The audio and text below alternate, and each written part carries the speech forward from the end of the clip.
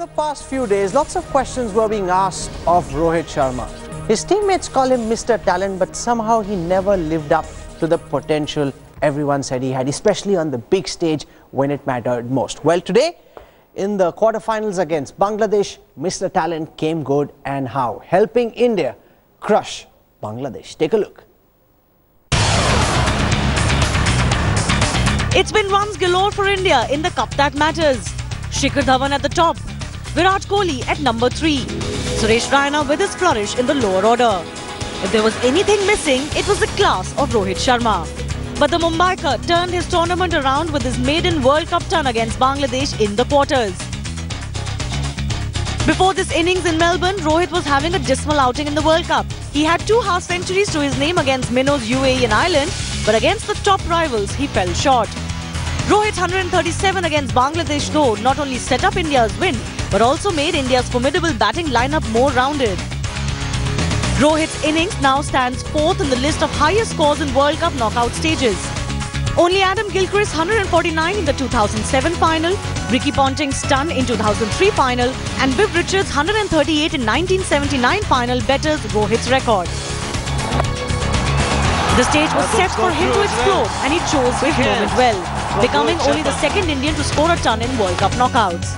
He may be late, but he's surely peaking at the right time. Sports Bureau headlines today. Here is the scorecard from this match. Rohit Sharma at 137, Suresh Raina at 65. Now, Harbhajan Singh, in this tournament, in the 7 matches that we've seen so far, every Indian batsman except for Ravindra Jadeja has come good at some point in the other. Does this remind you of the Australian team that Andrew Symonds used to play in, where you weren't dependent on one player, every batsman stood up to be counted when it mattered? Yes, I think it's very a similar kind of a team where, Andrew had played with a lot of the other greats, in Australian team. I think this team definitely have that potential. Each and every guy is a match winner in the team. Yesterday even I was talking about Rohit Sharma. I was the one who said he's the only guy. You were backing him? Yes, of course I did. I was telling you that he's being ridiculed. Even now, he has to help us win in the semi-finals and the finals against a tough team like Australia. Yes, this team. Then we'll salute the talent that he has. Of course, this team and all these boys, have played in this tournament so far. Everybody have got runs. Everybody have chipped in with their performances, whether it's 60 odd or hundreds or taking 2 wickets at time. So it's been brilliant. That's a very fancy jacket you're wearing, Bhaji. Thank you very much. Andrew Symonds, does this remind you of the Australian team that you were a part of, where it wasn't earlier, teams were dependent on a big Ganguly or a big Tendulkar. Now you've got all the way down to Raina. Anyone can come and win you the match, not just on paper, but also on the ground. Yeah, that's the strength of the Indian batting lineup. There's 6 players there that are capable of making a big score. And that gives any team a lot of confidence. Obviously, you don't want to be losing wickets and relying on the middle order more often than not. You want your top order to do the bulk of the work, and then the middle order to come in and finish. But there's six very good cricketers there that can win games for India. Indian fans have been very, very harsh on Rohit Sharma. They say that he scores against weaker teams, he doesn't score against the big teams, the tough bowling lineups. After this knock against Bangladesh, has he redeemed himself, or would that happen only if he scores a big century against a team like Australia? Look, I think today was a very good innings for Rohit, and I think it's an innings that he'll be able to draw on in the future. He played within himself for a long time. The majority of that innings, he played within himself and then cashed in at the end and got India to that 300 mark. So, yeah, he should be proud of himself. It's a top knock. Okay. Looking at Suresh Raina's inning, just right before the time he gets hitched, Lady Luck shining on Raina, Bhaji? I don't know about that. Lady is still quite far from him. I think it's just that with the way he normally he back himself, in those situations where he need to go out there in the middle and support the other guy, by playing few shots and taking those chances. And Dhoni back him to do that. Whenever Raina gets in, he looks to play positive, all the time, and look to play those boundaries. And whenever you have a guy like Raina who are there to score runs and looking to hit boundaries, obviously it makes much easier for the other guy who's standing at the other side. I want to call up this graphic on the top batsmen in this World Cup, looking at all the teams. And what's very illustrative, Bhaji, is the fact that there isn't an Indian batsman right at the top. you've got Sri Lankan players there, you've got Sangakkara, you've got Brendan Taylor of Zimbabwe, you've got Abid de Villiers, you've got Dilshan Tilakratne, but there isn't an Indian. Shikhar Dhawan comes in at 5. So in the top 4, you don't have an Indian, and yet you've got an Indian team that looks like the most convincing team that we've seen on display so far. See, a lot of the time these stats won't tell you anything, but just they look good. But I think, overall, if you see Indian guys, they have chipped in with small little performances and they look the best team out of... you think India looks better than Australia? I think Australia is... We got hammered all through the winters. No. In every single match we played with them. That was a different tournament. Coming to a knockout stage, Australia also will be thinking that they are playing India, because India at the moment is playing the best cricket out of all the lot. And they have not got beaten. Would Australia be taking note of this Indian side and how it's performed, or would they be confident knowing that they just beat us black and blue all through the winter, all through the Australian summer? No, look, the Australian side will be focused on beating Pakistan first and foremost. That's where all their energy would have gone this week. But the support staff will be preparing for obviously Pakistan, but then meeting India in a semi-final if they get through that game against Pakistan. Okay, let's take a look at the top 5 Indian batsmen, because in the top 4 list of run getters in the World Cup, there isn't an Indian batsman that features. But here are the top 5 Indian batsmen. You've got Shikhar Dhawan, who got out to a very, very casual shot bhaji today. Given the fact, if this was Bangladesh, if it had been Australia or South Africa, they would have made us pay for the manner in which Shikhar Dhawan very casually got out. Well, that's the way he plays his cricket. Sometimes, by playing those stock, you get 4 runs, and sometimes you get caught, and that's how the game goes. What I like about this graphic, Simons, is the fact that you've got Kohli, who's now not fired in a couple of matches. With Kohli, and he's due to fire. He's due to fire. Yes. Watch out, Australia. Yeah, he'll be definitely hungry for runs, and this is the time in the tournament to do it. This is where your big men, you want your big men to stand up and make a big score. But the other thing I haven't mentioned is I reckon Rohit Sharma's got another big innings in him. Why do you feel that? Well, I felt today as though it was a bit of he broke the shackles today, played within himself, and then you could see the real Rohit Sharma at the end of his innings, those fluent shots. And he makes it look so easy. When he hits it, the Melbourne cricket ground, which is possibly the biggest in the world, doesn't look all that intimidating. Yeah. One thing is very good about, out of all the stat, is Raina's strike rate is something which to look forward.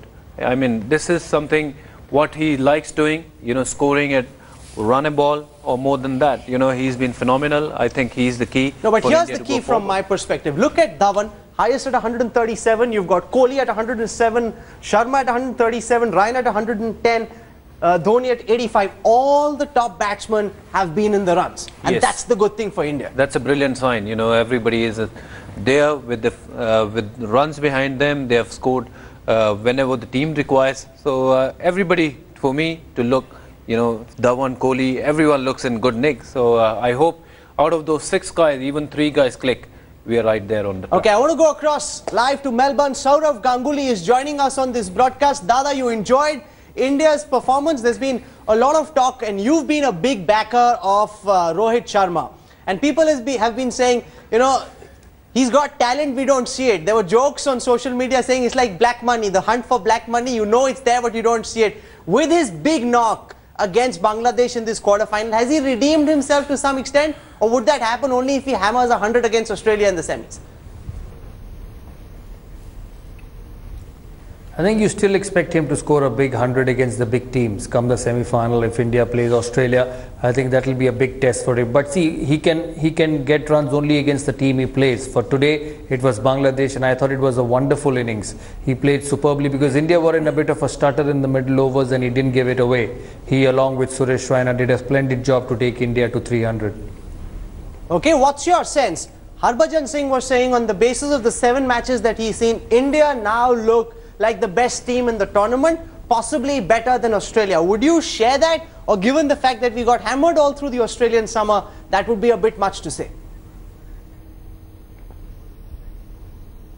No, I think India will compete with Australia if they play in Sydney. If Australia get past Pakistan tomorrow, I think it's going to be a 50-50 game. I think Australia are outstanding. New Zealand have been outstanding. India have been outstanding. And come the big day in the semi-final in Sydney on the 26th of March, it could be anybody's game. Okay, in fact, that's the question that Vinay, we're asking all our viewers to send us live questions. That's the question that came from Vinay.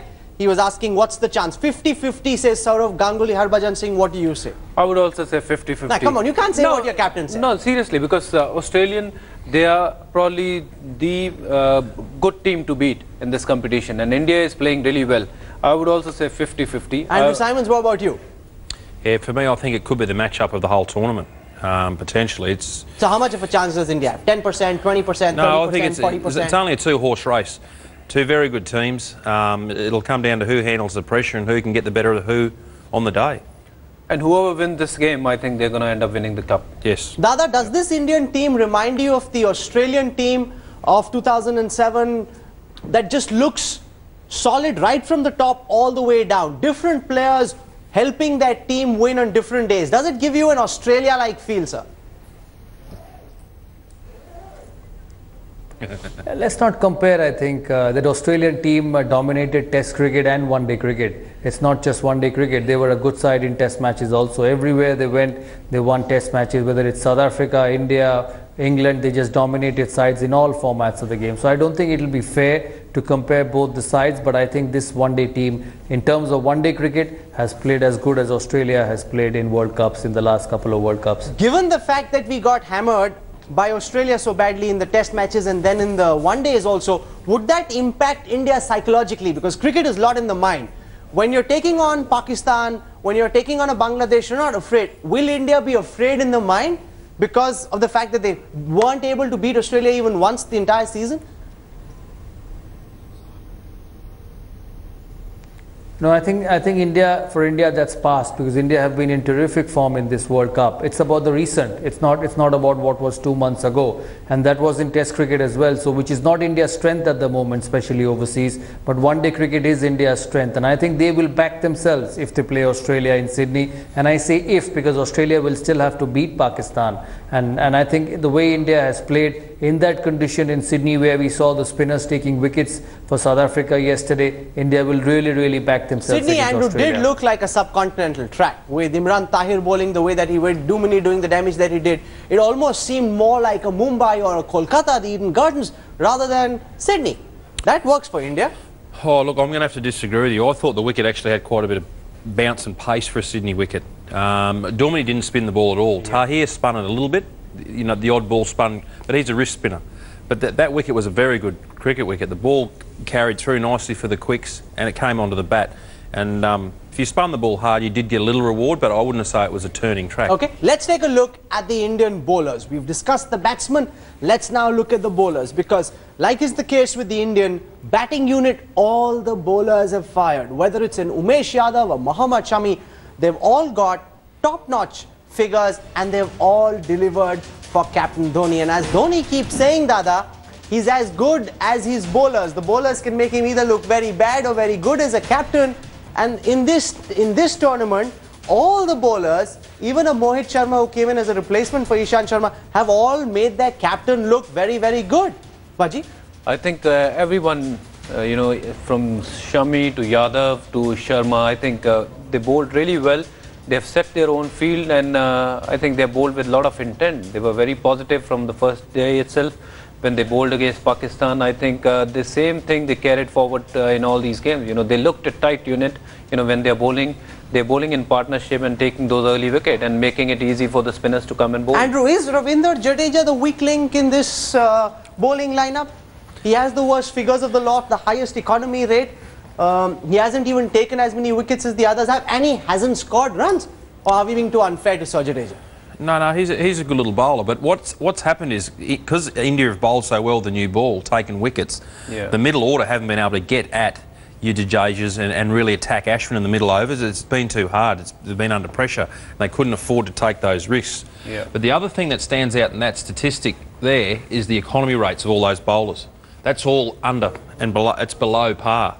So that's a very good sign. You know, they're not going for runs, and they've bowled every team out they've come up against. And you haven't had any team really go after the Indian bowlers, because that happened for a bit against Zimbabwe, when suddenly the Indian bowling didn't look that intimidating. If that were to happen, say, against Australia, this bowling attack hasn't come under pressure. The batsmen have, but the bowling hasn't. Yeah, definitely. I think we must give credit to Shami and Yadav, you know, the way they have bowled, you know, so far in this competition. And they have been taking wickets up front, and which makes life easier for spinner to bowl in the middle overs, because spinners are bowling when normally they are other team is 4 down, 5 down or 3 down, because then middle overs just go for small little runs, you know. And of course Rohit Sharma, we don't talk about him. I think he's been phenomenal.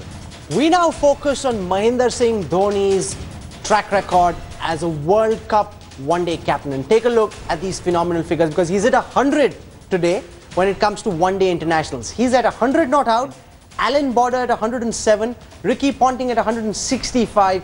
He's now the third most successful one-day captain of all time. Baji, can he beat Border? Yes, definitely he can beat No, Border. because there's been some talk of how he might retire after the World Cup if India does well. I don't think he'll retire, and there's no need for him to retire. He's playing well, he's doing everything right, and he's probably the best captain India ever had. So you think he will be able to beat Border? Yes, definitely. Simons, what about you, sir? Yeah, I mean, if he wins the World Cup, there's a hint of he may retire and go out on a winning note, but I don't think so. I agree with Budgie. I think he'll play on for a bit longer. He's retired from Test cricket, so he hasn't got the physical grind that he'll have playing all 3 forms of cricket, so I think he'll play on. Okay, but take a look go at past the next set of figures, which really show what his success record has been, where these victories are coming from, because he's not just been India's most successful captain, he's now one of the all-time greats in world cricket. Because out of the 16 World Cup matches that he's played, there we have it, he's won 14, and of the total matches that he's played 177 matches as captain. India has won 100 of those, lost 62, tied 4. That, Baji, is a phenomenal record. Here is his one-day record. He's right behind Clive Lloyd, because Clive Lloyd comes just 1 ahead of him, and then there's Ricky Ponting. So these are all-time greats that Dhoni is now chasing, Baji. Yes, obviously, you know, the record shows that he have done really well, and he had that team, you know, where he can, you know, ask people to do things, and everybody was performing. His captaincy comes in for so much criticism in Test cricket, even otherwise in the Australian summer. He wasn't quite there. In the World Cup, he seems, Andrew, to be a completely different kind of person. Oh, look, when you're winning, all that sort of stuff goes unnoticed. You know, people aren't going to criticise a team that's playing as well as India. And look, it's always one of those things. You sit around a table and you can always talk about any point in cricket, and captaincy is a big one. You know, men sit around bars and talk about who's the best captain and what have you. But the way that Dhoni's going about his World Cup, he's very clinical. He's got his quicks firing, which everyone didn't expect, and all his batters are scoring runs. So they're in good shape. And he himself has been in good form when it's come down to him having to bat. Yeah, I mean, he looks very applicated to what he's doing. He looks very determined. He's very keen to go back to back. But yeah, someone who's played with Dhoni, does he have this ability to turn it on and tune off at times? Because sometimes it seems he's just not there. And if you look at his captaincy in the World Cup, at so many occasions today, Mashrafe Murtaza missed a trick or two, but Dhoni was right there on the ball all the while. Yeah, because his players are playing well. You know, all his players are in top his form. You know, if you see the bowlers, they are doing the job, and batters are doing the job. So it makes your life easy as a captain. You know, and Dhoni, and whatever I know him, you know, the best thing about him, he leaves the cricket game in the cricket stadium itself. He don't take the cricket game. Is that in even the possible? room. Yes, and he's that kind of a guy. Was that possible for you? No, it wasn't that possible for me. You know, it wasn't the easy case for me. I used to take the cricket game back in my room and used to think, I've done this, I've done that. But Dhoni is very different. He leaves the cricket ground in the cricket itself, and he comes back and plays his all other games in the ground, in the room. Video games. Which is his favorite video game? I don't know, because I don't play video games. That's interesting. Gamer that he is. Well, we're slipping into a quick break. When we come back, we'll focus just for a moment on the big clash tomorrow. Pakistan versus Australia. And everyone in the India Today Mediaplex, Andrew, you must know, is cheering for Pakistan. For once, all Indians are Pakistani fans. They're hoping that mercurial Pakistan turns up at its very best, somehow finds a way of smashing Aussies, and then we can take them on. Pakistanis will deal with a lot more confidence than we'll deal with the Australians. There's some good control. That break was fun. Managed to get a bit of catching practice with Andrew Simons. This is fun, you know, because there's a cricket tournament taking place in the building next to ours, and the only cricket we've been playing is here. We need to change that. We're setting up a Bhaji 11 versus Simons 11 match over the weekend. More about that later. But for the moment, we focus on Australia versus Pakistan. Can Australia win? tomorrow, or can Pakistan beat them? Well, I guess Australia, Rahul, at the end of the day, if they play really badly, or they lose the game only, then I see Pakistan. But Pakistan is a mercurial team. They are, but even if you say, even on their best day, if you look at the breakdown of their batting, they've only got 3 match winners in their side. In that middle order, there's a big vacuum. And the Australians are known to pick up those holes. You know, you give them an inch, they'll take a mile. You look at the kind of bowling that they've got, and you look at the Pakistani batting lineup, until unless they really have a bad day. And I'm saying bad day at the office, not just one bowler, 2 bowlers, all 4 of them have a bad day from the Australians. Only then they'll be able to look to post about, say, 290 or 300. And then when the Australians go out to chase, you know, their batsmen don't click. Only then I see Pakistan go out there and win. Otherwise, and it's been great to have you with us. We'd actually rather that Pakistan win tomorrow. I can understand that. But I think the key to Pakistan making a big score is misbar. If he can make a big score, he's the glue to that Pakistan side, and he's their real leader with the bat. So if Australia can get him out cheaply, I don't think the Pakistan batting's got enough quality in it to take on your Johnsons and your Starks and really post a big total. Okay, let's take a look at India's challenge. Now that we're in the semi-final, how are things looking for us? Here's a report put together by our sports desk.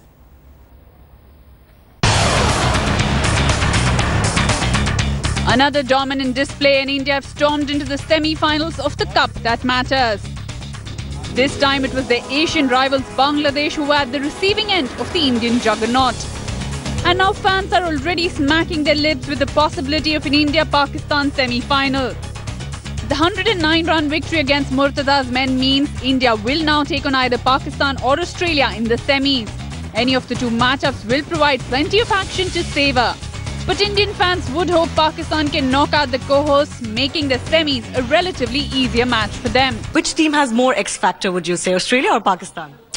Well, right now it's Australia because, you know, they've got the batting firepower, they've got the bowler, the best bowler in the tournament supposedly, which is Mitchell Starc. So, yeah, I mean, the contest is going to be a good one. Let's hope it's a good game and Pakistan put up a good fight and good show. India's form in the tournament has been remarkable, winning 7 out of 7 played so far. And the difference clearly has been India's bowling performance. The Indian bowlers have taken a perfect 70 wickets out of 70 in the tournament. While Mohammad Shami continued his rich run of form against Bangladesh, his 2 for 37 figures also made him the leading wicket taker of the tournament. Other bowlers like Rohit Sharma, R. Ashwin and Umesh Yadav have all scalped in double figures. Bowling attack looks much more penetrative now.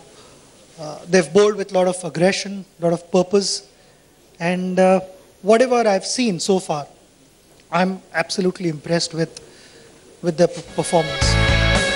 Meanwhile, India's batting has lived up to their massive billing as well, and the best part has been every batsman has chosen his time and stood up for the team when required the most. Latest being the Mumbaikar lad Rohit Sharma. India were in a spot of bother with Dhawan and Virat being dismissed against Bangladesh. But up stepped Rohit and completely changed the course of the game. It's good news for Rohit Sharma. I think he's played a wonderful innings. It's a much different Rohit Sharma because he didn't throw it away. India lost a few wickets and he batted till the end and batted well with Suresh Raina to take India to 300.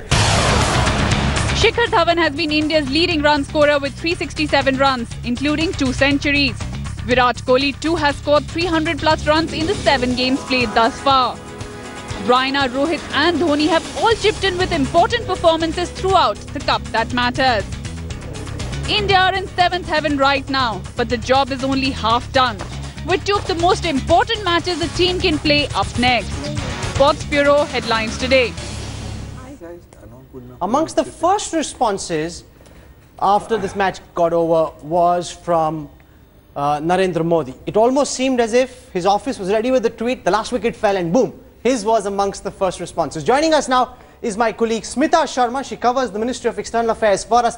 He's literally been wearing the blue jersey, cheering the team the most. Is there any possibility at all, any buzz in Latian Zeddy about the Prime Minister going down to watch possibly the semi-final or the finals?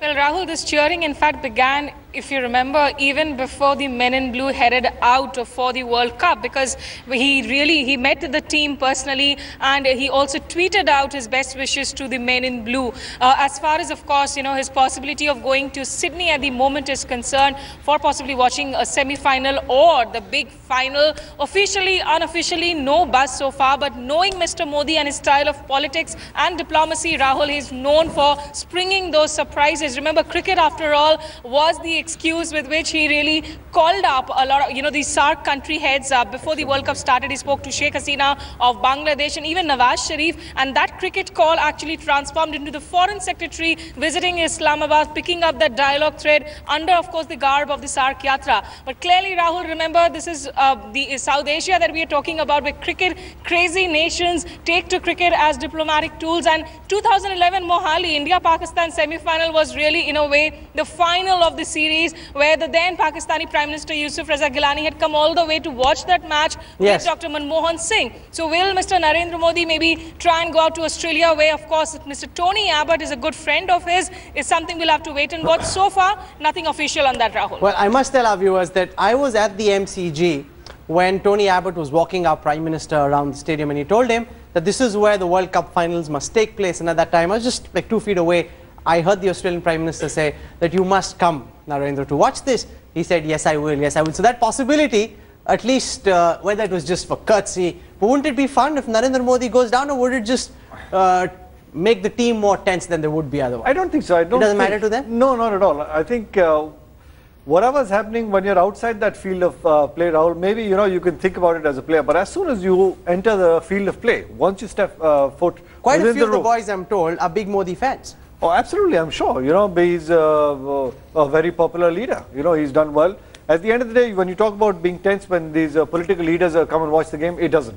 Once you enter that field of play, you put your foot in the stadium, you're so busy in your own trying to get into the zone, with your practice sessions and things like that. I don't think who's sitting in the stands doesn't make no difference. I want to go across to Dhaka. Joining us from there is our colleague Manogya Loiwal, and I must tell our viewers that yesterday Manogya refused to cheer for India because she was surrounded by Bangladeshis. She was like, no, I'm here in Dhaka, I have to go back. Manogya, you should have been cheering for India yesterday. What's the mood in Dhaka now that they've been beaten black and blue?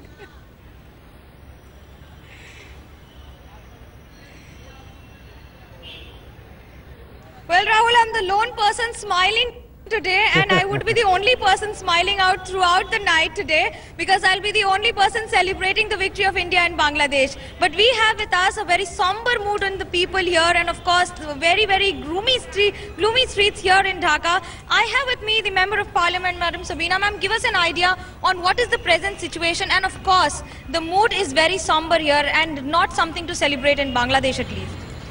We feel bad and sad also. We were playing good cricket, but we lost. No problem.